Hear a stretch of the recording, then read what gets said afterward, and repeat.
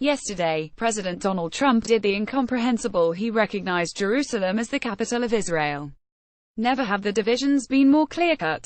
The entire Arab world and the rest of the international community have opposed, condemned or expressed grave concern about Trump's Jerusalem recognition announcement. So did the American Jewish and Israeli peace camps. All argued that the announcement would work to the detriment of any American-sponsored peace process. Thank you, Trump, for speaking the truth. Jerusalem is our beating heart. Iraqi sprung December 7, 2017. Palestinian anguish was particularly acute. Sacred space was being violated. The right and center of the Israeli political establishment, representing a large majority of Israelis, were delighted. Jerusalem has for thousands of years been the capital of the Jewish people. It has been modern-day Israel's capital for nearly 70 years. Trump had finally stated the obvious and unmasked the world's prolonged hypocrisy. But one unanswered question that many have posed is why? Why now? What does Trump stand to gain from this declaration? The question is especially acute when one realizes that when the smoke clears, all sides will see that nothing has changed on the ground. Trump pointedly delayed the opening of an American embassy in Jerusalem.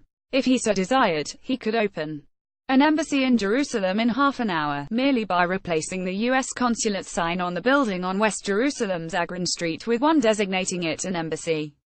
Instead, he deliberately set in progress a process that will take years. True, unilateral U.S. recognition seemingly alters the negotiating balance when it comes to discussing Jerusalem in final status negotiations. Yet, ostensibly, so did the broad international recognition of a non-existent Palestinian state in recent years. So what? After all, there are no negotiations. Even when there are, as in 2008 or 201,314, the gaps between the two sides remain unbridgeable. Now Trump is offering to support the two-state solution if agreed to by both sides. But that is precisely the dilemma. The two sides can't agree. The two-state solution is over, declares the PLO Saeb Erekat in anguish in response to Trump. Erekat needed Trump's Jerusalem declaration to realize this. Trump calls Netanyahu, Abbas and Jordan's Abdullah ahead of anticipated Jerusalem decision date December 5, 2017, and that, I fear, is the real point of Trump's December 6 speech. From everything we have been able to glean, the much ballyhooed Trump Middle East peace plan scheduled to be unveiled early in 2018 will be a total non-starter. It will be rejected by the Palestinians precisely because it does not deal with Jerusalem in the way they want two capitals and does not give them a state in anywhere near the entirety of the West Bank and Gaza Strip. Instead, it tries to buy Palestinian concessions with Saudi money. By now it should have dawned on Messrs. Jared Kushner and Jason Greenblatt, the vanguard of Trump's vaunted peace team, that economic peace has never worked with Palestinians. This is definitely not an economic conflict.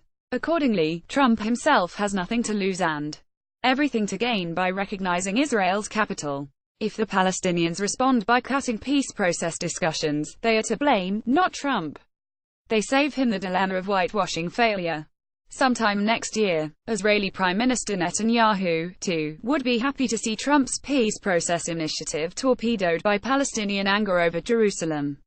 Besides, both Netanyahu and Trump face serious legal challenges at home. Netanyahu over corruption charges, Trump over the Russia connection.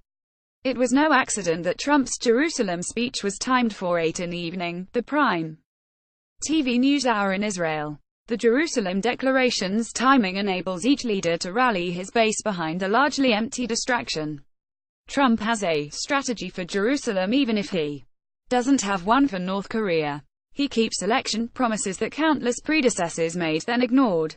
Netanyahu can take credit for U.S. recognition of Jerusalem even as he guides Israel down a slippery slope toward an ugly non-democratic one-state reality.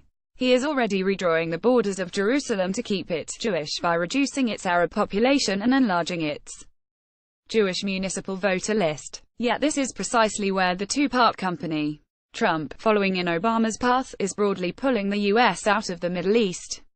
Hence he can allow himself to change the Jerusalem status quo while simultaneously calling on Israelis and Palestinians to maintain it. Netanyahu, in contrast, wants to continue, with Trump's backing, to improve relations with the Sunni Arab states against the backdrop of the looming Iranian threat.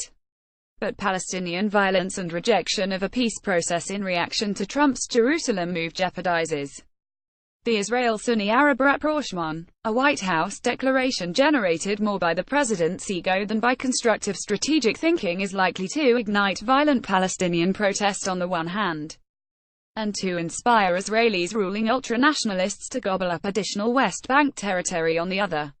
The Saudis won't like either development. If I were in Netanyahu's shoes, I would be particularly worried about the reaction in neighboring Jordan with its large ethnic Palestinian population and flourishing Islamic movement. Still, as Netanyahu well knows, the Arab Middle East, Palestinians included, has become hopelessly dysfunctional in recent years. Neither Netanyahu nor Trump can change that. Trump doesn't live in Jerusalem or the Middle East. Israelis do. In the best case scenario, Trump's gesture will have little inner effect in Israel beyond empty gestures of recognition of Jerusalem by ultranationalist leaders in the Philippines and Czech Republic. They are sucking up to Trump, not Bibi. Yossi Alfa is former director of Tel Aviv University's Jaffe Center for Strategic Studies. His most recent book is No End of Conflict: Rethinking Israel-Palestine. The views and opinions expressed in this article are the author's own and do not necessarily reflect those of the Forward.